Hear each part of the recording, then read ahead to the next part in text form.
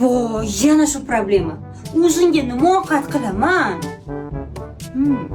Adasidan so'rayman.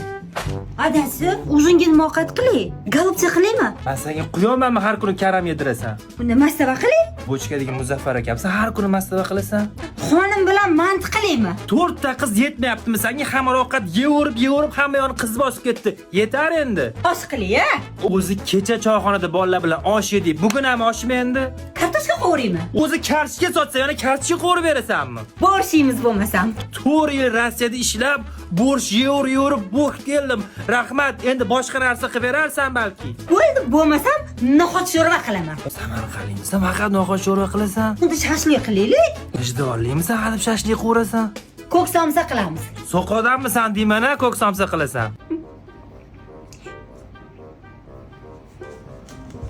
Bu nima qilmoqchi?